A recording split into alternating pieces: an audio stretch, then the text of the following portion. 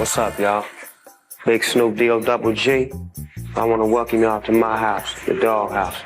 Slide in. Some of you may still remember MTV Cribs, a show from the 2000s where celebrities gave tours of their homes and showed off their unbelievable wealth.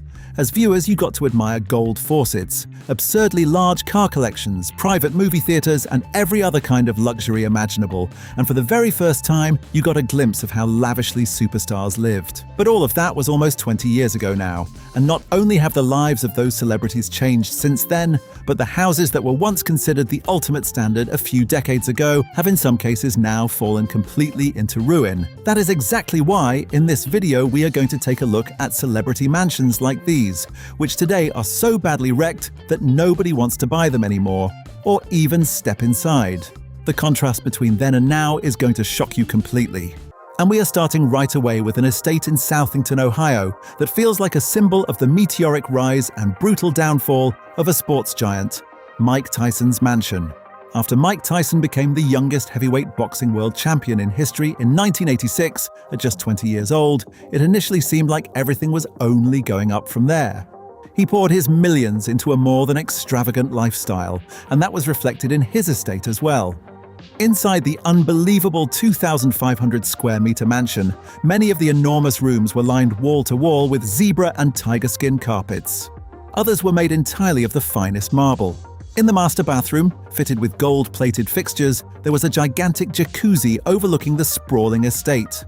But the absolute highlight was a huge indoor pool complex with its own ice cream bar, larger than many public swimming pools. Outside in the garden, there were also massive steel cages for Tyson's Bengal tigers.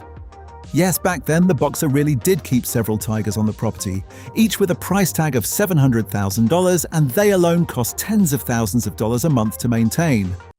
Just the villa itself, without the interior furnishings, was worth a sum in the double-digit millions. But Mike Tyson's success did not last forever. After he went bankrupt and even ended up in prison for money laundering, the estate was sold off for a paltry $600,000 compared to what it was really worth, and then stood completely empty for more than a decade. When years later urban explorers and YouTubers got inside, the sight they found was horrifying. Almost nothing remained of the former glory. The massive iron gates bearing the name Mike Tyson were rusted over. The tiger cages were overgrown with weeds, and the gigantic indoor pool had turned into a moldy swamp with garbage rotting inside it. Graffiti had been sprayed into the jacuzzi, but the most terrifying part of all was the basement. Because the heating and ventilation system had been out of service for years, the entire lower structure was covered in mold. The toxic contamination was so extreme that explorers developed a chronic cough after just a few minutes inside the house. The once magnificent mansion was in such terrible shape that absolutely nobody wanted it anymore. And so in 2015, it was ultimately given away along with the land to a church congregation, which turned the former pool area into a place of worship and had to invest $7 million just to restore that small part of the house to its former splendor. We are moving from Ohio to sunny California, more specifically to the ultra-exclusive gated community known as The Summit in Beverly Hills. This is where Britney Spears' $10 million estate is located, or rather where it used to be, because it is definitely not worth that anymore and nobody wants to buy it anyway. At the height of the pop star's fame, the villa was truly magnificent. The secluded residence, with 750 square meters of living space and 6.5 bathrooms, featured an enormous gallery with an elegant chandelier in the entrance hall, soaring ceilings, and a refined, light-toned interior design. Britney Spears even had a full private movie theater here. Outside, there were picturesque seating areas and a large pool, all shielded from prying eyes by walls and dense vegetation. What was not known at the time, but what we now know, is this. For Britney Spears, all of it was a golden cage. She was suffering from severe psychological problems, and her entire life was controlled by her father. Since the pop star moved out, the villa has stood empty for many years, and the picture it presents today is simply eerie. The outdoor area, including the pool, has completely deteriorated. In the huge, echoing rooms, abandoned junk and trash are scattered around. The walls are damp and partly moldy. Paint has been spilled everywhere, but the most intense part is this. There are cryptic scrawls and graffiti on the walls and floors. In fact, according to Britney Spears' biographer, it is believed that some of these are partly coded messages from Britney Spears herself, messages she desperately left behind here while living in total isolation. Combined with the knowledge of the extreme psychological state the singer was trapped in here for years, it creates such an unsettling atmosphere that real estate agents simply cannot sell the villa. Sean P. Diddy Combs' former estate in Atlanta also has a truly disturbing backstory. The former hip-hop mogul, who is currently serving a sentence until 2028 for various serious crimes, hosted huge lavish parties here in the 90s and early 2000s with A-list guests like Oprah Winfrey and Elton John. The house was a symbol of P. Diddy's absolute power and unbelievable wealth. Just like at his parties, where all guests were required to wear white, the rapper also went all in on the color white when decorating the interior of his villa. White marble floors, white sofas, white walls, and white ceilings. 2 gigantic staircases led from the entrance hall, which was fitted with a huge chandelier deeper into the house. The absolute highlight of the estate was the 60,000-gallon saltwater pool outside. But today it looks like this. By now, the opulent estate has stood empty for many years. From the outside, the building still looks imposing. And apart from the layer of dust that has built up over the years, many rooms feel as if time simply stopped there.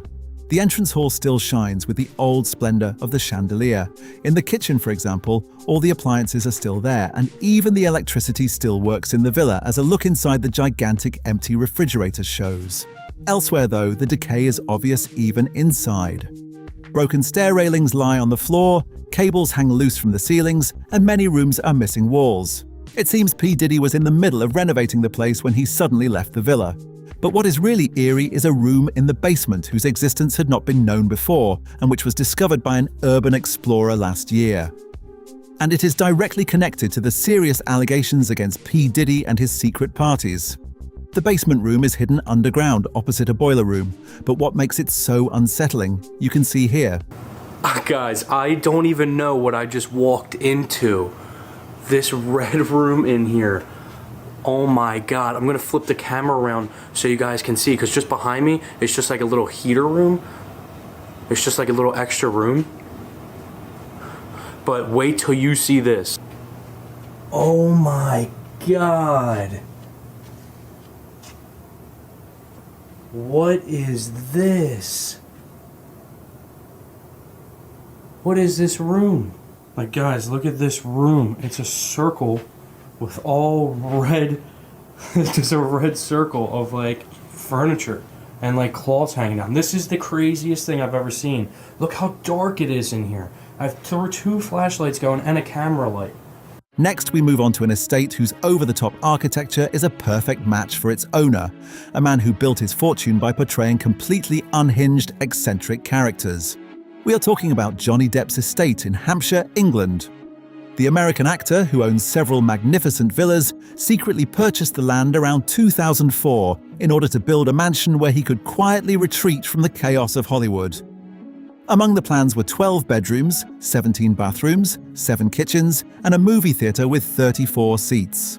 Outside, there was supposed to be a 100-meter artificial lake with waterfalls and 6 ponds. In front of the house, a magnificent pool. Underground, there was to be a garage for 10 luxury cars. And the craziest part is this: the whole thing was meant to be a real fortress with walls several meters thick and even its own nuclear bunker. In 2008, just as the global financial crisis was beginning, construction was stopped from one day to the next. By now, nature has reclaimed the grounds, but you can still clearly sense just how extravagant Johnny Depp's mansion was originally meant to be.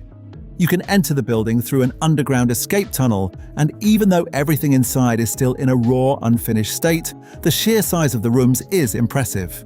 In the garden, numerous cars and trailers are rotting away, giving the building a very eerie atmosphere. And finally, we come to what is probably the most famous and at the same time most tragic example of an abandoned celebrity property: Michael Jackson's Neverland Ranch.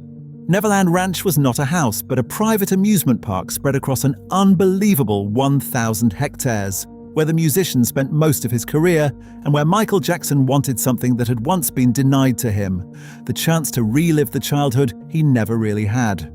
That is exactly why the 1,100 square meter main house, built in the Normandy style, was surrounded by pure madness. There were 3 private railway systems, including a steam locomotive that stopped at a Victorian train station. There was also a real fairground with a Ferris wheel, bumper cars, a pirate ship, and a roller coaster. And of course, there was the famous private zoo with elephants and orangutans. But after abuse allegations were made against the pop star and police searches of Neverland Ranch took place in 2003, Jackson's world collapsed. He declared that the estate had been desecrated by the police and left the ranch, never to return again. After that, the amusement park began its slow death. The exotic animals were given away, the colorful rides were dismantled and sold. But when photographers and urban explorers sneaked onto the abandoned grounds in the 2010s, they still found eerie relics that had been left behind. Scattered throughout the gardens were extremely lifelike bronze statues of cheerful children playing. Over time, these figures gathered patina and dust, and in the deathly silent landscape, they looked like ghosts from the past.